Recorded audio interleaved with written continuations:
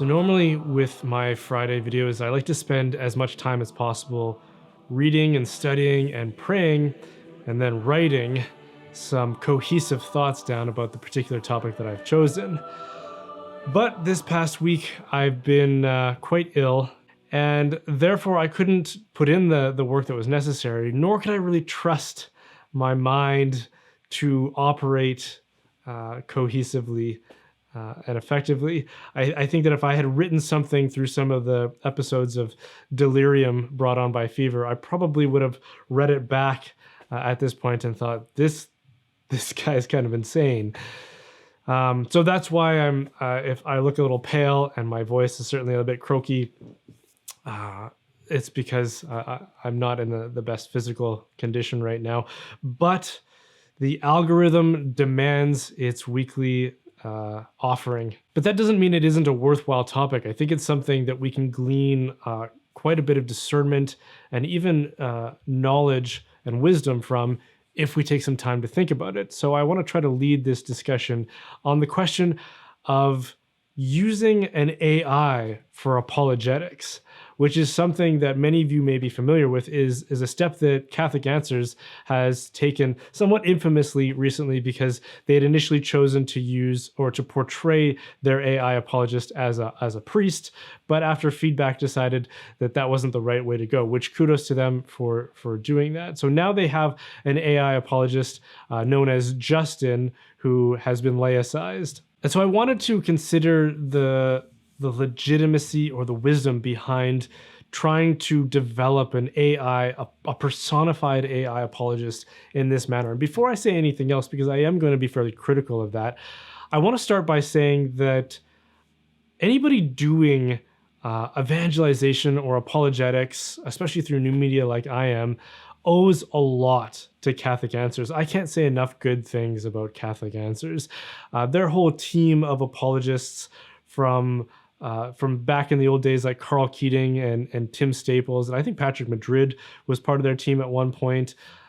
Jimmy Akin, of course, continues as part of that same lineup, and now we've got guys like Joe Heschmeyer and Trent Horn, who are phenomenal. Like, where would we be without Catholic Answers? I think even Scott Hahn's original testimony tape that had been recorded way back in the day, I think that was actually recorded at a talk he was invited to give at Catholic Answers. So Scott Hahn was unleashed on the world, and of course, where would Catholic apologetics be without a person like Scott Hahn?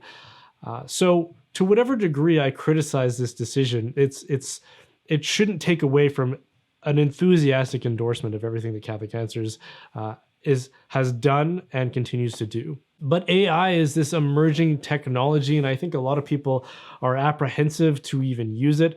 I know that when I've discussed it here and there on my channel, some people just jumped right into the comment section to exclaim how evil and even satanic perhaps they think this technology is. And of course, such things have been said about all advances in technology throughout the history of the church by certain personalities. But I don't want to dismiss that entirely either. This is a novel technology that will have profound implications for society and for information technology and how we gather it and how we process it. So it's something we should approach cautiously and prayerfully, and with a heart of discernment and humility. And to kind of frame our thinking around this, I'd like to offer a bit of a thought experiment, or maybe this is an analogy depending on how you look at it. But imagine a scenario where this technology is developed to a degree of sophistication that allows for a debate between two AI apologists, because that's part of the job description of what it means to be an apologist, to perform debates. And of course, some of the personalities I've already named, Trent Horn and Jimmy Akin and Tim Staples, and Carl Keating, who is the founder of Catholic Answers, they're all people who I've listened to, who have performed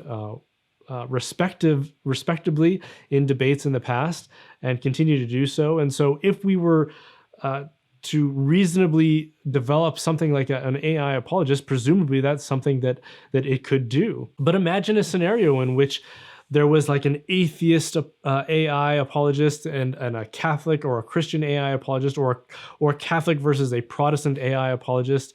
And everybody tuned in to listen, probably because of the novelty of two computers going up against each other, in the same way that the first chess computer player went up against a human computer player. That generated a lot of interest. So let's say lots of people tune in.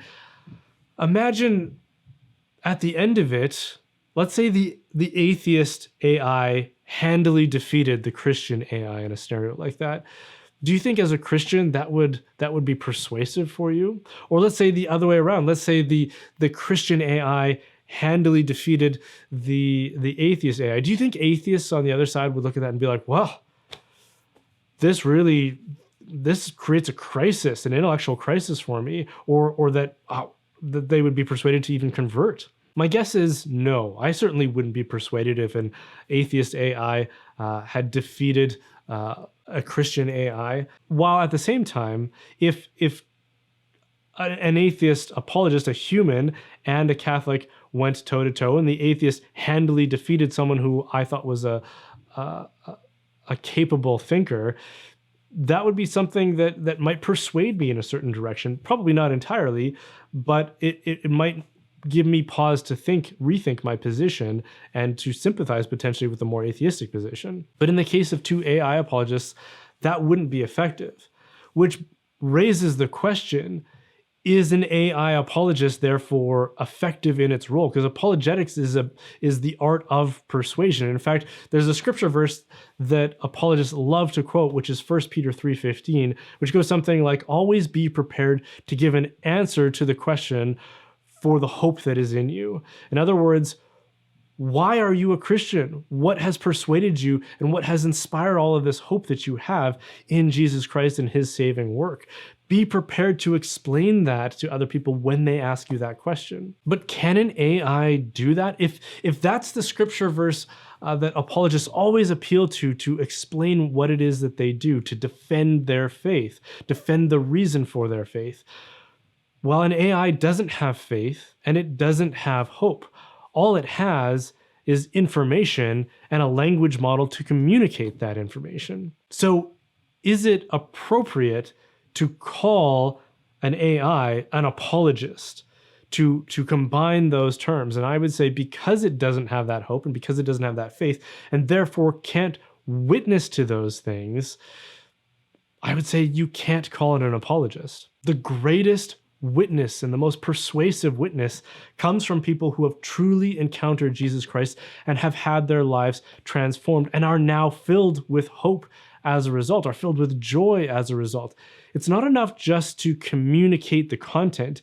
It depends on how that content and that information is rendered and is displayed by the person doing so. That's what rhetoric is, right? Rhetoric is the art of organizing information in such a way to maximize its persuasiveness. And there's a degree with which a computer language model can potentially do that, but ultimately it's going to lack the human dimension that convinces somebody else that this is a good enough thing for a human to adopt and to live their lives according to. I think there's also a problem, and maybe this is just because of a deficiency in the technology, but I think there's a problem in the personification of an AI, which is the way the Catholic Answers has done it. So they've got a 3D avatar who you talk to and it talks back to.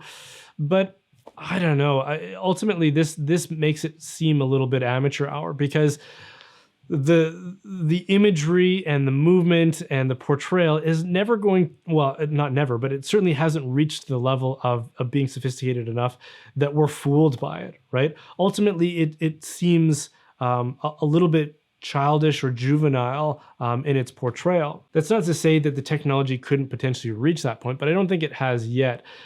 There's that phrase, the uncanny valley, which means that at a certain point, humanoid depictions or portrayals, whether it be a robot or an animation, can reach a level where it's very close to human representation, but it's it's just below the threshold that is needed to convince us.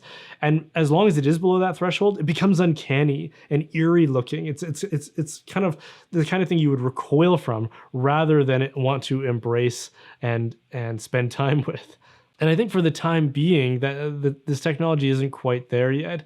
And furthermore, I think that there's even something more sophisticated, or at least in the impression that it gives, in the way that ChatGPT renders its replies as this text that is being typed out by a computer. We know we're interacting with a computer. We know we're not interacting with a human being. Don't try to fool us into thinking that this is a person, right?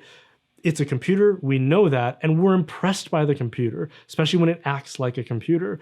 So I think that taking an approach like ChatGPT is more impressive and less uncanny, and that's what we want, I think. And I think a really good example of this is magisterium.ai, which my friend Matthew Sanders has developed.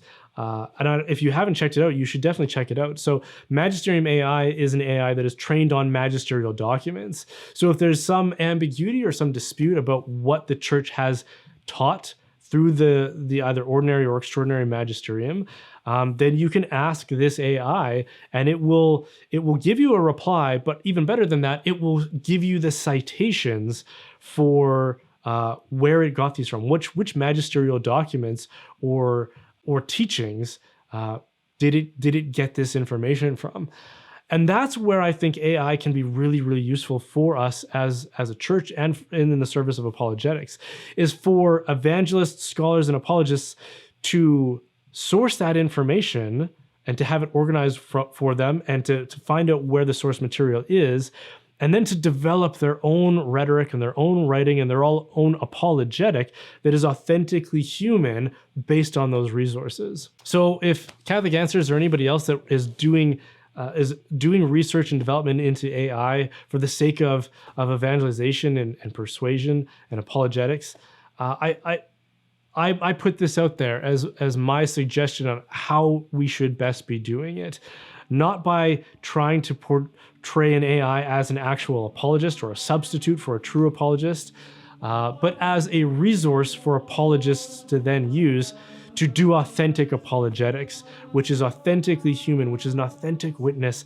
of faith and hope and a person that has been transformed by those theological virtues. Can I ask you to stick around for one extra minute? Because if you enjoyed that, well, first of all, thanks for watching. But now I could really benefit from your help, which you can do in a couple of ways. You can check out my sponsor, Real Estate for Life, who is a network of pro-family real estate agents that can connect you with one in your area. So if you're looking to buy a home, check them out at realestateforlife.org. And if you can help out directly financially, I tend to trust that most of my regular viewers can afford to drop a $5 tip in my jar once a year. And if they did, I wouldn't have to worry about the financial viability of this effort. So if you do want to support, you can go to brianholdsworth.ca/support or join me in my locals community to get exclusive content and chances to interact with me and members of the like-minded community at brianholdsworth.locals.com.